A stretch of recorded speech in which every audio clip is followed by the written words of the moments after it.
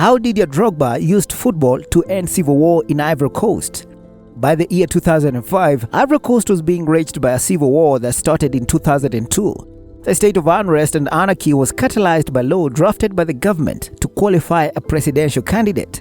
The new legislations required both parents of a presidential candidate to be born in Ivory Coast. That meant Alassane Ouattara from the north was not eligible to contest.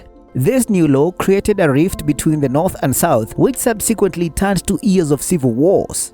One of the persons that worked to end the civil war was Didier Drogba. During that time, Didier Drogba was playing his professional football with English football team Chelsea, a team that helped him win every football accolade at club level. Didier also guided Ivory Coast to finish top of the qualifying group that featured the likes of Egypt and Cameroon. The last qualifying game was against Sudan, where the team passionately won. After the Sudan game that saw Ivory Coast book the World Cup slot in 2006, Drogba had something to say to his people. In his speech, he begged the rebels to lay down their arms, and I quote, "We promised you that celebrations would unite the people. Today, we beg you on our knees. The one country in Africa with so many riches must not descend into war. Please lay down your weapons and hold elections." End of quote. It was the most moving speech by a football player. After his speech, the player rose with a chant, "Want to have fun? So they should stop firing their guns." A year after, Didier Drogba and his team featured in the World Cup for the first time. Drogba announced that the game against Madagascar was to be played in a region in the north occupied by rebels. He, the former Chelsea talisman, was from the south.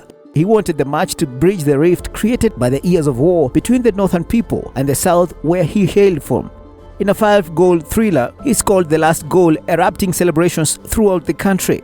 When the entire world considered the northern region of the Ivory Coast and the nation as a hotbed of terror and suffering, the players, led by their captain, didn't see that. Instead, they saw a way of ending the suffering brought about by the wars.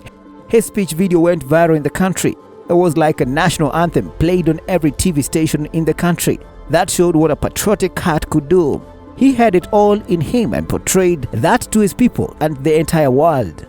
Though there was another war outbreak 2 years later, at that point in time, Drogba gave a victim of war a breath of peace and belief of hope. He exploited his football shooting skills and popularity to stop shooting with guns to kill. A living football legend and a true advocate of peace. Didier Drogba deserves great recognition for his efforts. If it were not for him, who knows how long would the war have raged in this rich Western African country. Thank you for watching African Edge.